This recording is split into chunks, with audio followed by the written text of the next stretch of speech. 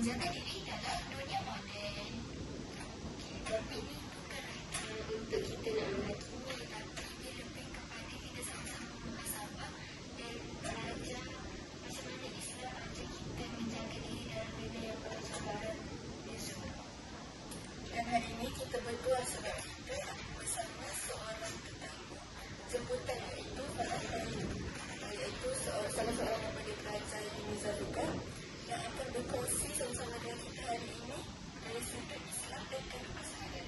So, kalau boleh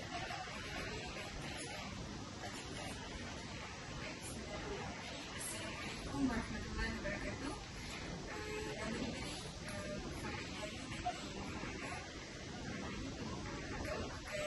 pelajaran A3 Ijazah Sarjana Menengah Pendidikan Bidang Islam dan Kepolisian, dan insyaAllah macam yang akak tahu, sekarang kan zaman dunia moden, jadi orang tutup aurat ni pun macam sekadar tutup je, jadi macam sama-sama lah kan. Jadi boleh tak akak terang secara ringkas aurat tu apa sebenarnya? Okey, aurat tu apa sebenarnya? Okey, aurat tu dia juga kita tahu dia berasal daripada perkataan bahasa Arab kan, aurat, ataupun kita panggil terbuka, aib, cacat celah lah kan. So bila cacat ni, perkara cacat ni kita perlu tutup lah. Ibarat macam kalau kita jerawat kat muka kan, muka kita ada jerawat, so mesti kita tutup dengan makeup kan. So kalau definisi aurat sendiri, okey, definisi aurat adalah bahagian yang tidak boleh dilihat ataupun kita wajib tutup. Kalau berdasarkan firman Allah SWT dalam surah An-Nur lah, yang kita paling surah yang paling famous lah, surah An-Nur kalau berkait dengan wanita kan. Iaitu ayat 30 dengan ayat 31. Okay, ayat 30 Allah cakap memerintahkan lelaki ni untuk menjaga pandangan. Manakala di ayat 31 pula Allah ni menyuruh wanita menutup aurat. Okay, menutup aurat macam mana? Okay, menutup aurat tu kita pakai tu tudung ni tak jarang, tak nipis kan, labuh, melepasi dada kan. Okay, kerana apa? Sebab surah An-Nur ayat 31 ni Allah berfirman, A'udzubillahi minasyaitonirrajim, wal yadribna bi khumurihinna ala juyubihinna, iaitu tutuplah belahan dada kita lah kan. Dengan tudung tudung kepala kamu. Itu tudung kita. Maksudnya bila kita pakai tudung ni kenalah melepasi dada. Betul tu, kadang-kadang macam orang ingat aurat ni cuma kain panjang ataupun tudung sahaja, padahal dia merangkumi semua dalam diri kita ni.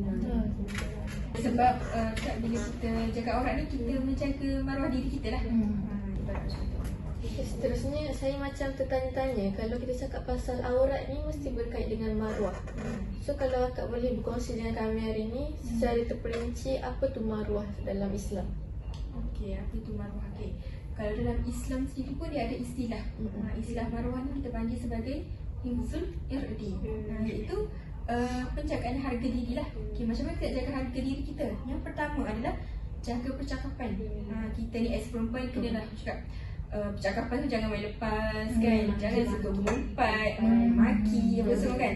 So benda tu macam tak sesuai lah kita as perempuan ni untuk bercakap, mengeluarkan kata-kata kesat dan sebagainya lah. So jaga percakapan tu menunjukkan maruah kita juga lah. Dan yang kedua adalah jaga pakaian. Okay, jaga pakaian ni biasalah kita tahu kan, bersih, selesa, ikut syariah dan sebagainya lah. So janganlah kita pakai pakaian yang cakap itu kita maksudnya kita pakai pakaian tu ibarat kita nak bawa solat pakaian tu.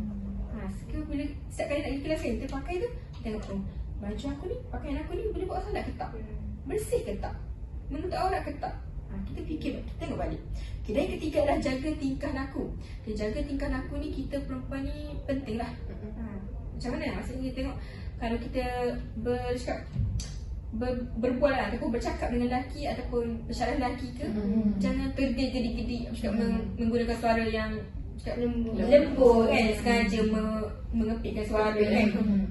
So elakkan, Jaga batas. jaga batas kita ataupun pergaulan kita lah. Okay, dan yang terakhir lah jaga apa yang ditunjukkan di media sosial. Okay, di media sosial ni kita tahu zaman sekarang kita tak lari lah dengan media sosial kan. Sebab semua benda kita nak buat mesti akan guna Media sosial. Bergantung pada gadget kan. Dan cakap bila kita ni terlalu bertuhankan media sosial, benda tu boleh menjadikan cakap dia lebih kepada mudarat berbanding manfaat. So bila cakap dalam Islam tu, bila satu perkara tu lebih banyak kepada mudarat berbanding manfaat, kita kena cegah ataupun tinggalkan, ataupun bukan tinggalkan 100% lah, tapi slow kontrol ataupun kawal lah sederhana. Itu saja. Kalau lah cakap contoh penjagaan diri, maksudnya bukan sekadar menutup aurat saja, tapi maruah kita ni kena juga tengok pada 4 perkara tadi. Okay, jadi nak buat 4 perkara tu tak bolehlah kita rasa malu ke ataupun takut, sebab kita kena sayang diri kita. Sebab sampai bila kita nak terjebak dalam benda yang tak elok, mudarat.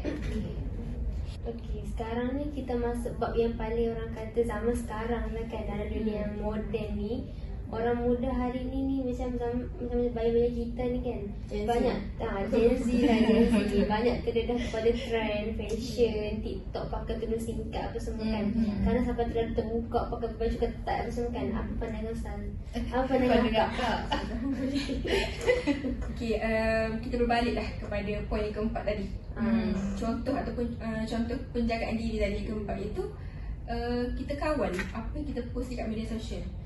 Kan kita tahu sekarang kan kita ni FOMO lah kan. FOMO kan. Setiap kali keluar trend baru, kita nak ikut. Cuma buat trend ni, cuma buat trend ni kan. Okay, sebelum kita buat tu, kena pasti dulu ataupun selidik dulu. Sama ada trend tu, okay ke tak kita buat, tengok diri dia kan. Adakah cakap boleh menimbulkan gairah kepada lelaki dan sebagainya kan. So kita nak ikut trend apa pun, kita kaji dulu, selidik dulu. Kalau dia tak payahlah. Tak payahlah buat, ataupun kita cuba twistkan sikit ataupun tukar, kita ikut trend yang baik. Contoh trend baik apa? Macam yang saya tengok sekarang ada orang kan, kalau kebanyakannya orang buat cafe hunting kan. Tapi ada yang kelainan tu orang buat masjid hunting. So dia pergi cari masjid-masjid kan dalam bila kita buat macam contoh kan, okay, seperti saudari Ainul kan, cakap masjid hunting. So bila kita tengok masjid hunting ni, pada masa yang sama kita boleh tarik orang, ni masjid kampung aku ni kan, macam ni masjid kampung aku, tak tahu pun. Tapi disebabkan orang yang buat masjid hunting tu, kita jadi tahu kan. So pada masa sama kita macam menggalakkan, menariklah orang pergi masjid. untuk orang pergi ke masjid. So kita cuba cakap ikut trend baik-baik lah. Itu saja. Okay, kalau boleh ke kalau akak share sikit pandangan daripada akak untuk tips ringkas ataupun nasihat untuk kita semua. Sama sekarang. Okay. Kalau nak bagi cakap nasihat ni, cakap akak lah. Akak ni rasa macam tak layak lah kan bagi nasihat. Sebab kita pun kadang-kadang biasalah manusia kan, iman turun naik kan. Kadang-kadang nak buat baik, kadang-kadang nak buat jahat.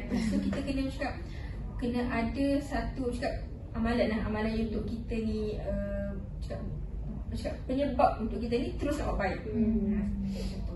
So jadi ni macam sekadar cakap peringatan sama kita je lah. Perkongsian. Betul, perkongsian kan. Okay, baik. Yang pertama adalah pilih pakaian yang sopan tapi selesa dan ikut syariah. Okay, so macam tadi lah yang akak cerita tadi kan. So kita kena jaga pakaian kita. So pakaian kita tu jangan cakap jarang, cakap ketat kan, singkat dan sebagainya. Dan kalau boleh bila kita pakai tu, kita cuba tengok macam macam aku ni okey ke tak? Ketat ke tak? Maksudnya kalau sedap nampak pinggul kan. So kita kena pilih pakaian yang macam kata cakap dah, kita berbalik tadi. Maksudnya pakaian kita boleh bawa solat. Baik, yang kedua adalah kawal apa yang kita post di media sosial. Macam yang kita cakap sebelum ni dah, kita cakap bincangkan sebelum ni, iaitu kita nak post apa-apa, kita cuba tengok balik. Okay, aku post ni, kita fikir baik-baik. Adakah akan cakap menimbulkan kegairahan kepada lelaki dan cakap menimbulkan fitnah dan sebagainya kan. So kalau benda tu berlaku, cuba elakkan untuk post. Fikir baik-baik dulu. Okay, yang ketiga dah, jangan ikut trend secara membuta tuli. Macam tadi lah, maksudnya kalau kita nak ikut trend apa-apa tu, jangan macam tengok dia dah buat trend ni, jom buat. Tapi kita cuba selidik dulu, atau kita cakap tabayun dulu. Maksudnya sesuai ke tak trend tu untuk kita ikut dan follow macam tu. Okay, baik, yang keempat lah, pilih kawan yang saling mengingatkan ataupun kita cari circle yang baik lah. Contoh macam kalau sekarang ada kan student, ada ke kawan-kawan awak yang join usrah ke? Ada kan? Usrah tu sebenarnya bagus juga sebab dia mengisi rohani kita dengan tadabbur Al-Quran. Betul tak? So dengan cara untuk kita dibersihkan hati kita, kita ni kena selalu tadabbur Al-Quran lah. Sebab ayat-ayat Quran tu lah yang macam akan menjadikan kita ni yang motivasi lah kepada kita ni untuk aurat dengan sebetulnya lah. Dan yang kelima adalah betulkan niat berpakaian kerana Allah, bukan kerana pujian. Maksudnya kita pakai ni, okay, contoh pakailah tu labuh nak so nampak macam alim sikit kan, baik sikit kan, nak tunjuk dekat lelaki. Contoh lah tunjuk kat Aidil contoh, sebab dia tengok lah pakai tu labuh hari ni, nampak kan, biar dia tergoda apa semua. So kita betulkan niat kita tu. Betulkan niat kita tu, kita menutup aurat tu, berpakaian menutup aurat tu kerana apa? Untuk kerana Allah.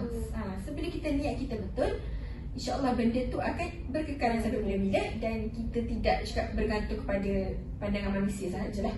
Itu saja.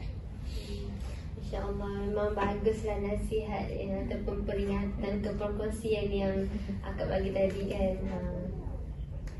So jadi kesimpulannya yang kita cakap perkongsian akak dengan kami hari ini, aurat itu bukanlah sekadar pakaian. Aurat ni ialah simbol maruah diri kita sebagai perempuan kan. So bila kita ni jaga aurat kita ni, kita sebenarnya jaga harga diri kita juga. Ya, betul. Dan di zaman media sosial ni, jaga maruah ni jadi lebih penting sebenarnya. Sebab apa yang kita post ni, orang akan tengok. Selagi kita tak delete, selagi itulah berkekalan selama-lamanya. Biasa kita dengar pahala jariah kan, tapi ni dosa jariah. Sebab apa gambar yang post yang kita post kat media sosial tu, kalau lelaki save ke, simpan ke, so benda tu jadi mudaratan juga lah. Jadi dosa jariah lah. Kadang kita meninggal sekalipun kan, benda tu kadang kita tak sedar kan, kita lepas pandang ramai yang betul. Sebab tu kita kena fikir sebelum post apa-apa dekat media sosial. So habislah kita punya podcast pada hari ini ni. Banyaklah perkongsian yang dapat, nasihat yang dapat, yang boleh masuk dalam hati ni kan, orang katakan kena masuk dalam hati ni. So terima kasihlah banyak-banyak kepada tamu jemputan kita, Akak Farah, untuk perkongsian sangat bermanfaat. Dan tak lupa juga kita berterima kasih kepada pendengar-pendengar podcast kita pada hari ini. Semoga apa yang perkongsian kita hari ini dapat bagi semangat kepada semua dan dalam menjaga aurah dan maruah diri kita dengan lebih baik. Itu sahaja daripada kami hari ini. Assalamualaikum warahmatullahi wabarakatuh.